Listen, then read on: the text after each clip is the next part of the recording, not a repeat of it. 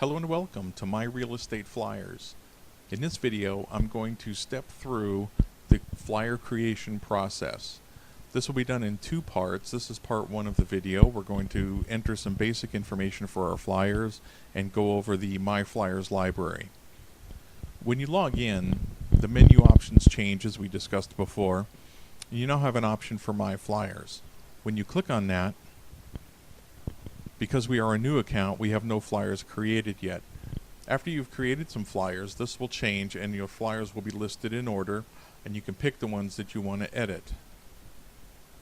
To create a flyer, we're going to come up to the top, click the Create a Flyer link. When we click that, we're shown the default screen and all of the entry settings that we can make to change our flyer and have it really stand out for the web version and the print version.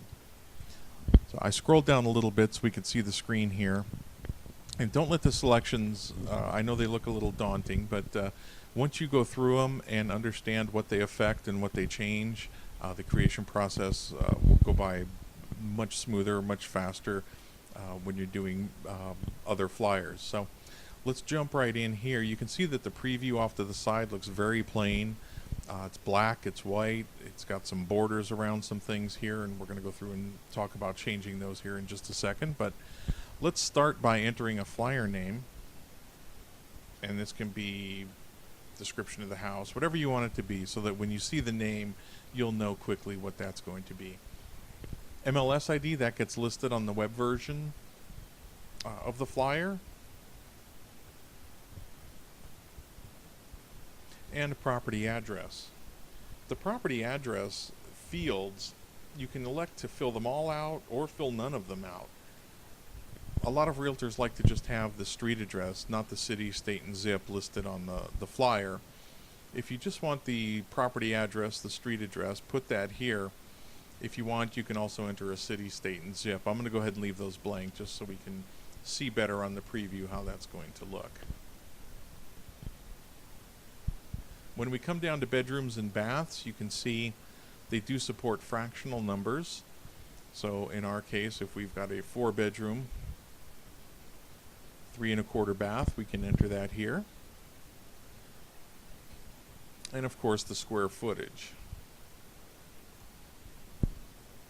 Now comes the fun part. We get to select the colors and the definitions that are really going to make our flyer pop. So the first one we're going to kind of work our way from the outside in. You see this first one here, web background, and the currently selected color is a sort of grayish color here.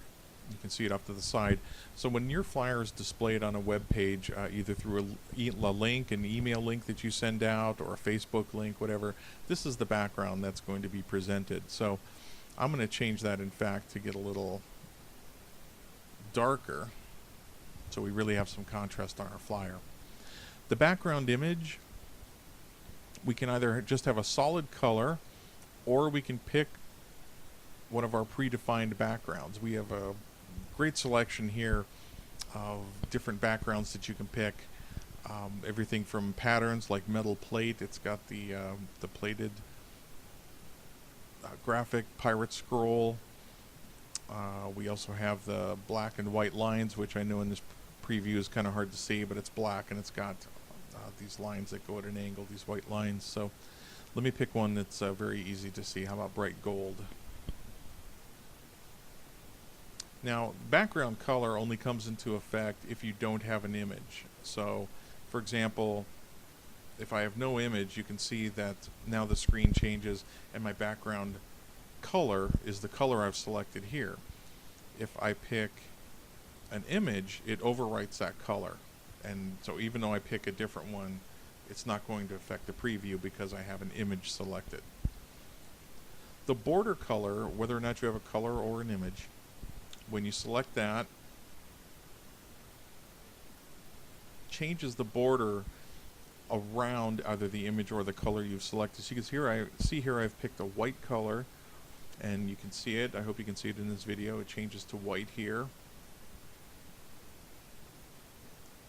Change it around. If I change it to blue, it changes to a blue here. Again, it's kind of hard to see in the preview, but we'll see it when we look at the actual sample. I'm going to leave it to this bluish color so we can tell when we do the preview where that is at. One of the things that we offer for a lot of the colors or a lot of the areas of text, you'll see this RND, which stands for rounded, and TRN, which stands for transparent. We have it for the border colors, the images, headline information, description. They've all got these options with them. And let me show you quickly what that does. When you click rounded, this is on the main border. You see that the edges here, it gave it a nice rounded effect. I'll click it a few times. You can see it in the video how it's changing all four corners of the video to be rounded. If we want to leave it rounded but turn the color off, we can hit transparent. So the roundness still stays, but the color is off. So I'm going to leave the color on so again we can see what that's going to look like in our finished product. And again, some of the colors that I'm picking here are going to be really kind of far out there as far as flyers go, but I'm picking them because I want to show a good contrast of what changes, where they're going to be made, and how they're going to affect your listing here. So let me just enter a quick price, and you notice when I type in the price, it changes here. Gives me an idea of where it's going to appear on the form. The price color right now is black, but I can pick something maybe a little more exciting. I'll go with a bluish color. And down below here I have the image border. For our preview, we just have a lumped graphic of the main picture, pick one and pick two. When you actually upload your images and your flyers created, your main picture will be here, and you'll have a separate picture one, separate picture two. But if I change the border color, again, just to keep it simple for the creation process, that's actually hard to see. Let me get dark. There you go. Now I've added a black border to it, so it shows it around all of the images in this square box, but in reality, when you look at your flyer on the web-based version, each individual picture will have this black border around it. So even if I go through and I make it a rounded corner, rounded corner on the image, it shows it over this whole block, but in reality, each image is going to have a separate rounded corner to it. Headline information, again, we can pick the background color. Right now we see it's white, we see the border, but we don't see a headline. It's just a black bar up here. That's because we have no text entered. So I'm going to quickly enter a bit of a headline here, and you can see as I type, the headline gets added up here. So now we can see in real time what it's going to look like. The headline is limited to, I believe, 24 characters. That's because the headline is really large, and we only want it to fit on one line. We don't want it to run into a second line, so we do kind of limit it as far as that goes. The headline font you can change. We have the basic Arial font, which all of the elements default to. If you don't like the Arial, you can select the impact font, which I think is kind of neat for a headline because it makes it really bold, really stand out. So I'm going to change mine to impact. And of course here, same options with the color. I'm going to set it to a nice dark red and leave it at that. So we've went through, we've created a new flyer. Up until this point, we've got the headline information done, we've got the web colors and some basics for our flyer. In part 2 of this video, we're going to go through the description blocks and finish up our flyer and do our previews online.